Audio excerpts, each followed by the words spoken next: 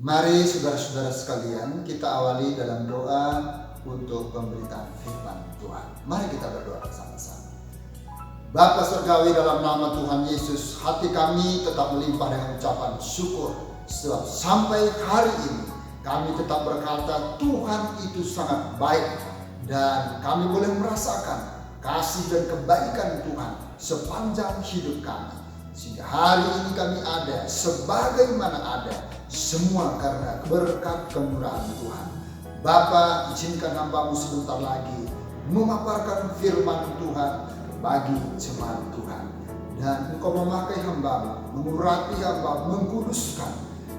Engkau juga yang memperlengkapi hamba dengan otoritas Tuhan. Sehingga hamba-Mu menjadi saluran berkat bagi semua jemaat.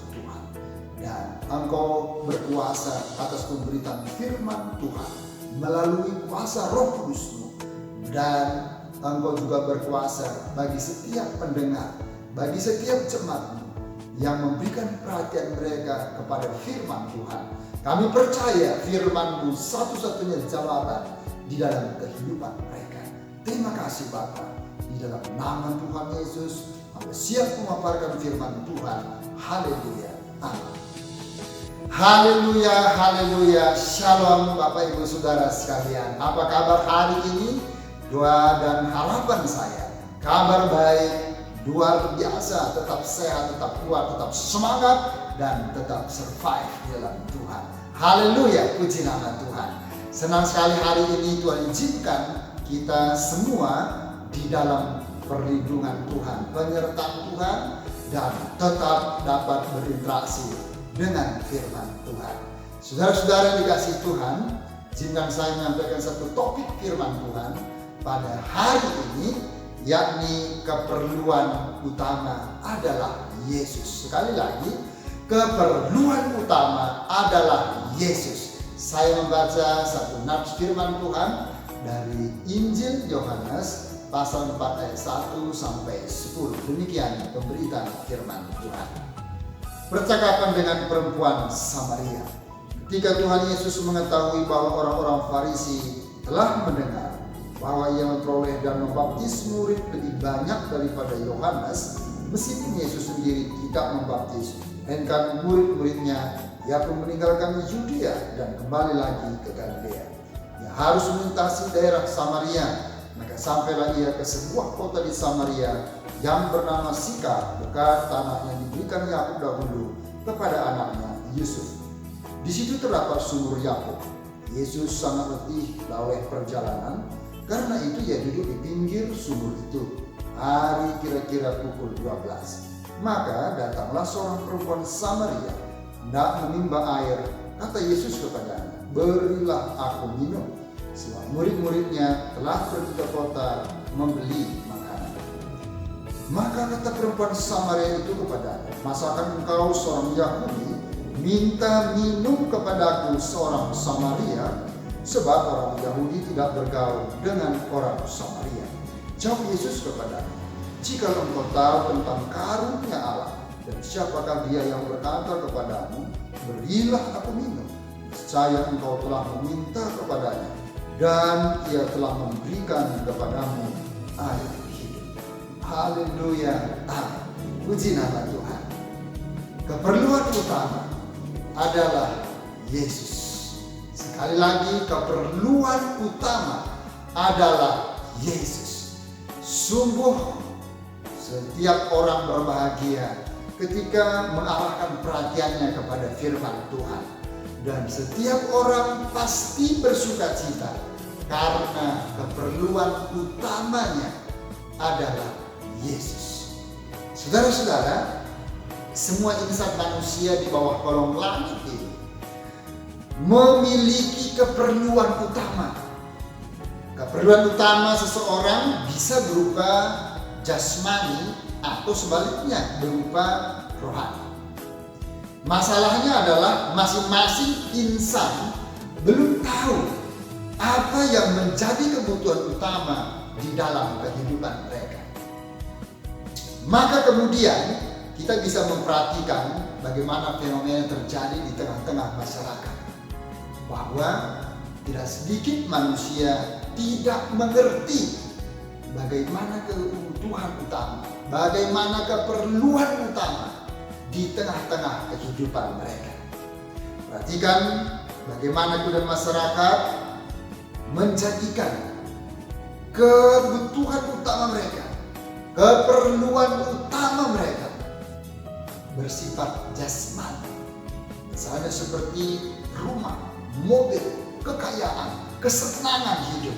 Dan untuk mewujud nyatakan dari semua itu, tidak sedikit di antara mereka yang melakukan pencurian, melakukan perampasan, melakukan tindakan korupsi, bahkan sampai kepada tindakan pembunuhan.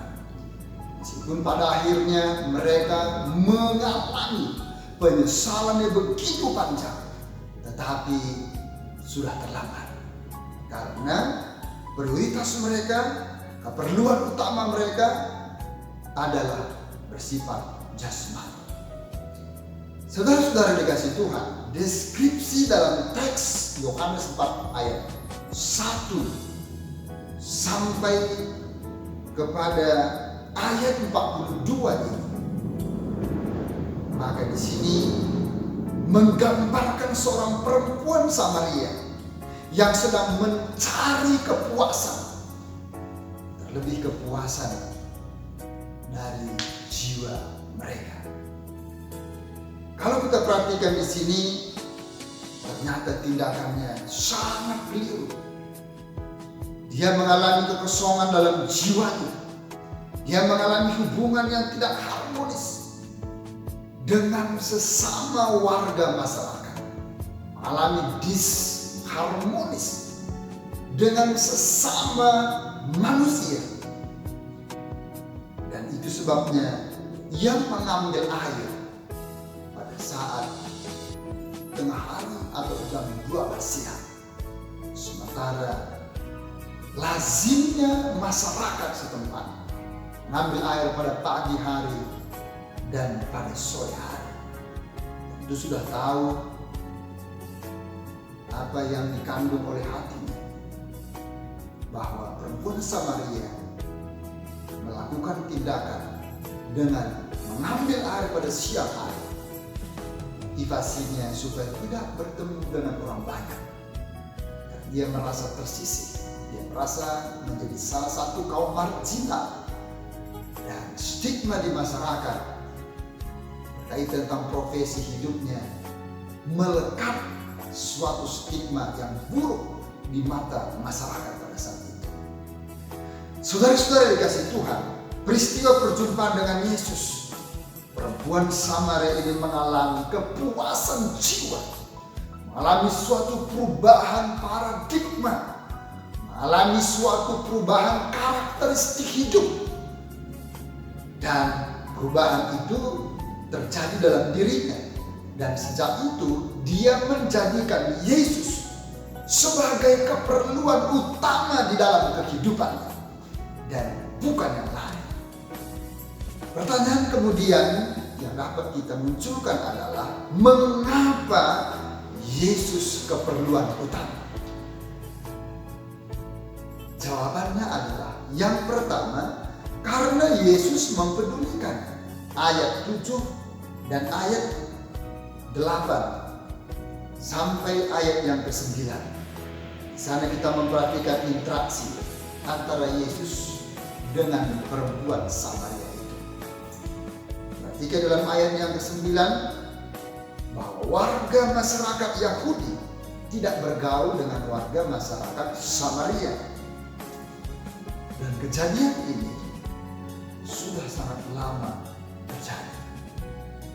Rabi-rabi Yahudi menjaga martabatnya dengan tidak sembarang, menyapa dan bergaul dengan perempuan Samaria atau dengan warga masyarakat Samaria itu menjadi suatu larangan. Mereka sangat memegang aturan itu. Tetapi kita perhatikan di sini bahwa Yesus sangat peduli dengan semua orang. Itu sebabnya Yesus mau berinteraksi dengan perempuan Samaria. Dan Yesus menerobos apa yang menjadi tradisi yang sudah dibangun oleh masyarakat. Dan Yesus memandang tradisi dalam hal ini, dalam hal tidak bergaul antara satu komunitas masyarakat dan komunitas yang lain, jelas tidak berdasar dalam kebenaran firman Tuhan. Yesus memandang bahwa pergaulan itu bisa ditransformasikan kepada semua kaum, kepada semua masyarakat, bagaimanapun latar belakang kehidupan mereka. Itu sebabnya tidak heran Yesus mau berkomunikasi dengan perempuan Samaria yang notabene di mata masyarakat memiliki stigma yang sangat buruk karena profesinya sehari-hari sebagai wanita berdosa di mata masyarakat. Nah, saudara-saudara kasih Tuhan, Yesus sangat peduli kepada perempuan itu. Walaupun manusia, masyarakat tidak peduli kepadanya, bahkan pemuka-pemuka agama, pemimpin-pemimpin terhormat di mata masyarakat tidak lagi peduli kepada perempuan Samaria ini. Tetapi di mata Yesus, Yesus tetap mempedulikan dia. Dan kepedulian Yesus ini tidak hanya berhenti kepada perempuan Samaria, tapi kepedulian Yesus juga berlanjut dan terus bagi kita semua. Dia peduli kepada Anda, dia peduli kepada saya. Yesus peduli kepada semua orang. Semua yang percaya katakan amin. Haleluya, puji nama Tuhan. Nah, saudara-saudara kasih Tuhan, pedulian Yesus itu dia buktikan bukan saja kepada perempuan Samaria, tapi kemudian dia menyembuhkan orang sakit, berikan banyak orang pertolongan. Ketika dia memberikan makan 5.000 orang dengan 5 roti dan 2 ikan. Sungguh luar biasa. Semua itu terlaksana. Semua itu terjadi. Satu hal, karena kasih dan kepedulian Yesus kepada orang banyak. Saudara-saudara, kalau kita perhatikan bagaimana kepedulian tokoh-tokoh masyarakat di berbagai kota, di berbagai negara, sebenarnya itu merupakan representasi bagaimana kepedulian Yesus kepada banyak orang. Sebutlah seorang tokoh di Yogyakarta yang bernama Romo Mangunjaya, yang akrab dipanggil dengan Romo Mangun. Saudara-saudara, meskipun beliau bukan kelahiran dari Yogyakarta, tapi beliau sudah menjadi warga Yogyakarta. Dan kemudian satu hal yang terkenal dari Romo Mangun ketika beliau memanusiakan manusia. Sekali lagi beliau memanusiakan manusia, tepatnya warga masyarakat yang ada di Kalijodo. Sebenarnya latar belakang Romo Mangun adalah seorang romo atau pastor. Dan kemudian sesuai dengan background yang dia miliki, maka Romo Mangun bersaksi, menyampaikan nama Yesus, menyampaikan kasih Kristus kepada warga masyarakat yang ada di sepanjang Kalijodo Yogyakarta yang membelah kota Yogyakarta. Tapi apa yang terjadi? Apa yang menjadi respon warga masyarakat di sana? Mereka sangat apatis. Mereka tidak tahu dengan kehadiran Romo Mangun. Mereka tidak mau mendengarkan ucapan, perkataan dari Romo Mangun. Mereka tidak memberikan hati mereka untuk memperhatikan apa yang disampaikan Romo Mangun. Dengan singkat kata, Romo Mangun belum berhasil. Lalu kemudian Romo Mangun mengubah bagaimana strategi untuk memanusiakan manusia, khususnya warga masyarakat Kalijodo. Yaitu menawarkan agar supaya para ibu, para wanita mendapatkan kursus untuk berdandan, untuk mempercantik diri. Dan rupa-rupanya konsep yang ditawarkan sangat-sangat baik, sangat antusias. Warga masyarakat menyambut dengan begitu antusias. Mulailah mendatangkan orang-orang yang bisa mendandan, para wanita, para ibu-ibu rumah tangga. Dan dalam sekejap suami-suami mereka melihat ada penampilan lahiriah yang begitu sangat menarik, sangat berubah dalam waktu sekejap.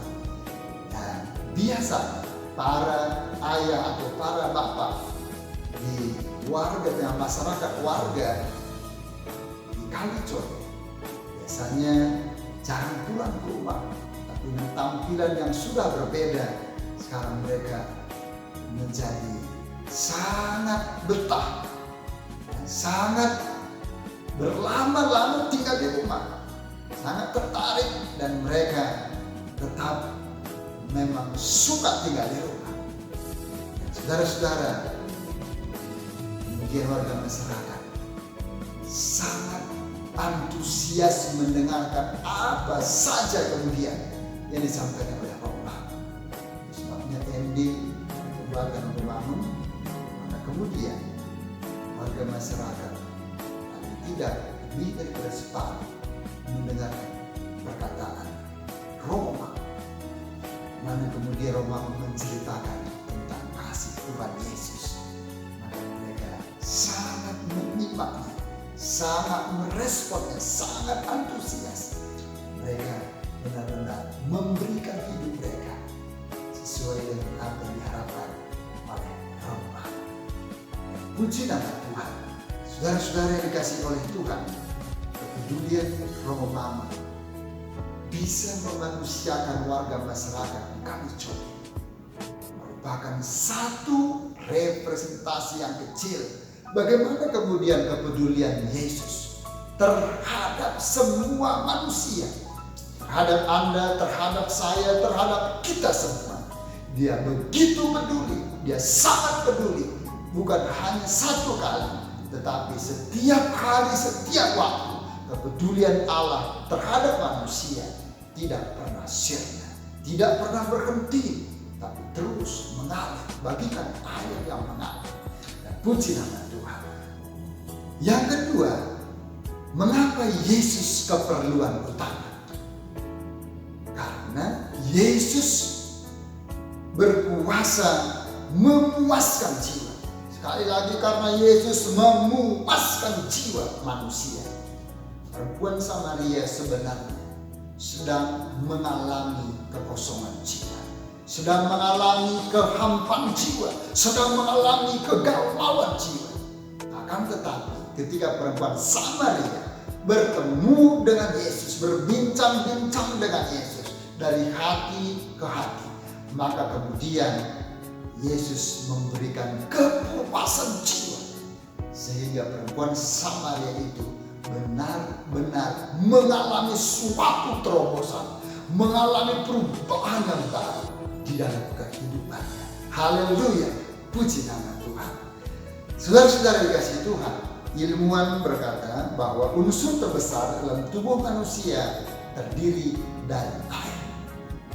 Dewasa 60% terdiri dari air di dalam tubuhnya, sementara bayi 80%.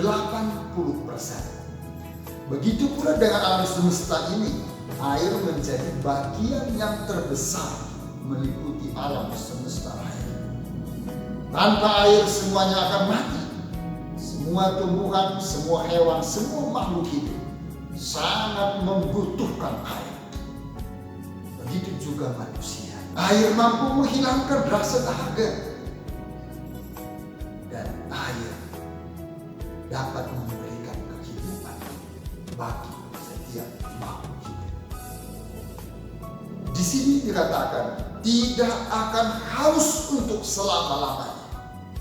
Ayat yang ke-14 berbicara tentang Yesus berkuasa untuk memuaskan jiwa dari setiap manusia. Saudara-saudara dikasihi Tuhan, hanya Yesus satu-satunya dan tidak ada yang lain yang bisa memberikan kepuasan jiwa bagi setiap orang.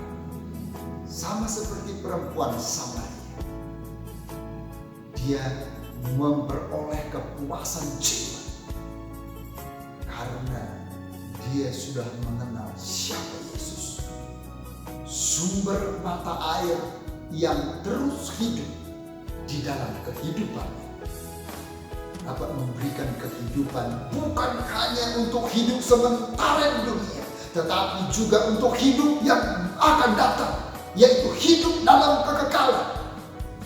Yesus berkuasa untuk memberikan kehidupan kekal kepada setiap orang yang benar percaya kepada Dia. Haleluya, puji nama Tuhan. Saudara-saudara, hanya Yesus satu-satunya yang bisa memuaskan jiwa manusia. Dan Yesus adalah satu-satunya pribadi yang menjadikan seseorang mengalami kepuasan jiwa dalam kehidupan. Sekarang yang ketiga, mengapa Yesus sebagai keperluan utama? Karena Yesus Maha Tahu. Ayat yang ke-15 sampai ke-19. Sana kita perhatikan bagaimana penjelasan kisah selanjutnya tentang perempuan Samaria yang berkata bahwa ketika Yesus bertanya, apakah dia punya suami atau tidak? Maka dia berkata, dia tidak punya suami. Dia berkata dengan lugas bahwa dia tidak punya suami. Apa motivasi perempuan Samaria sehingga berkata demikian? Mungkin dia ingin berbohong, atau mungkin dia tertarik dengan Yesus, atau sengaja menutupi dosanya, dan atau memang benar-benar bahwa dia memang tidak punya suami secara legal. Secara legalitas formal dia memang tidak punya suami. Itulah sebabnya mengapa Yesus merespon pernyataan daripada perempuan ini bahwa dia tidak punya suami. Dalam hal ini engkau berkata benar, engkau berkata jujur bahwa suamimu yang sekarang ini bukanlah suami. Engkau sudah punya 5 suami sebelumnya. Dalam hal ini maka perempuan Samaria tetap menerima apa yang menjadi statement daripada perkataan Yesus. Puji nama Tuhan. Saudara-saudara yang dikasihi Tuhan, Yesus itu Maha Tahu. Bukan hanya sejauh yang dipandang oleh mata jasmani manusia, tapi Yesus juga tahu sampai kedalaman hati manusia. Itu sebabnya di dalam kitab Mazmur pasal 139 ayat 16, Yesus Maha Tahu tentang hidup. Bahkan sebelum menjadi wujud manusia, dia sudah tahu tentang kita. Itu sebabnya bahwa kita tidak bisa untuk melakukan suatu trik atau melakukan rekayasa di hadapan Allah. Karena seluruh seluk-beluk kehidupan kita, sampai sekecil-kecil dan sedalam-dalamnya, Yesus sangat Maha Tahu di dalam kehidupan kita. Puji nama Tuhan. Saudara-saudara dikasihi Tuhan, tidak sedikit bahwa orang Kristen tahu Allah itu adalah Allah yang Maha Kuasa. Namun itu hanya berhenti kepada kognitif mereka. Hanya berhenti sebatas pengetahuan mereka. Tidak di follow up, tidak ditindaklanjuti sampai kepada sikap dan perbuatan nyata di tengah-tengah kehidupan mereka. Itulah sebabnya mengapa banyak orang kemudian melakukan tindakan-tindakan yang tidak terpuji, melakukan tindakan-tindakan yang berlawanan dengan hukum, dengan undang-undang, dengan norma, dengan etika-etika yang diletakkan di tengah-tengah masyarakat yang luas. Sehingga ujung-ujungnya mereka harus berurusan dengan pihak yang berwajib. Mengapa demikian? Karena sebenarnya mereka tidak sadar, mereka tidak tahu sampai kepada tindakan perbuatan, bahwa Allah yang kita kenal di dalam pribadi Tuhan Yesus Kristus adalah Allah yang Maha tahu atas segala-galanya di bawah kolong langit. Dia tahu tentang persoalan dan pergumulan hidup wanita Samaria. Dia tahu eksistensi dari perempuan Samaria. Dan Allah juga tahu, Yesus juga tahu tentang keberadaan Anda dan saya. Apa yang menjadi keluh kesah kita hari-hari ini? Apa yang menjadi pergumulan kita hari-hari ini? Allah di dalam Yesus Kristus sangat tahu, karena Dia Allah yang Maha tahu. Semua yang percaya katakan amin. Saudara-saudara yang dikasihi oleh Tuhan, kita membutuhkan pribadi yang tidak hanya sekedar tahu tentang kehidupan kita hari ini, tetapi lebih daripada itu, kita membutuhkan Allah yang Maha tahu. Dan Allah yang Maha tahu di dalam Yesus Kristus tidak hanya sekedar tahu tentang bagaimana pergumulan hidup kita, doa-doa kita yang belum dijawab, kesehatan kita yang belum membaik, tidak hanya sekedar tahu tentang pergumulan studi kita, tentang pekerjaan kita, tentang pendapatan kita, tentang situasi, tentang keadaan, tentang seluruh seluk-beluk kehidupan kita, tetapi Dia Allah yang Maha tahu dan sangat berkuasa melakukan segala perkara di dalam kehidupan kita. Kalau Yesus mengubahkan pola hidup, perilaku hidup dari seorang perempuan Samaria, maka Yesus juga berkuasa mengubah hidup Anda dan hidup saya. Haleluya, puji nama Tuhan. Nah, saudara-saudara dikasih Tuhan, keperluan utama kita adalah Yesus dan bukan yang lain. Sekali lagi, keperluan utama kita selama kita menjadi musafir di tengah-tengah dunia yang fana ini adalah Yesus saja dan bukan yang lain. Mengapa? Karena Yesus mempedulikan Anda dan saya. Karena Yesus memuaskan jiwa manusia. Karena Yesus Maha tahu atas segala seluk-beluk kehidupan kita. Sudahkah Anda menjadikan Yesus sebagai keperluan utama di dalam hidup Anda? Tuhan Yesus memberkati. Mari kita berdoa bersama-sama. Bapa Surgawi, dalam nama Yesus, terima kasih banyak untuk firman, kasih dan kemurahan Allah yang tetap melimpah atas kami, sehingga kami dimungkinkan untuk belajar dari firman Tuhan. Maka kemudian kami memposisikan hidup kami berhadapan dengan cermin kebenaran firman Tuhan. Dan mohon Roh Kudus terus mengajarkan kepada kami dengan memberikan kami hati bagaikan tanah yang gersam, yang haus akan firman Allah, sehingga kami memperoleh suatu kepuasan dari kebenaran firman Allah. Dan kami menjadikan keperluan utama kami adalah Yesus. Karena Yesus sangat peduli kepada kami. Karena Yesus adalah Maha tahu dalam kehidupan kami. Dan oleh sebab itu, maka teguhkanlah firman. Mereka menjadi rema. Pakai kami Tuhan menjadi pelaku-pelaku firman Tuhan. Terima kasih Bapa di surga. Terima kasih Yesus. Terima kasih Roh Kudus. Teruslah Engkau berbicara kepada kami. Saudara-saudara dikasih Tuhan, mari kita meledakkan kedua tangan kita kepada Tuhan untuk menerima berkat daripada Tuhan.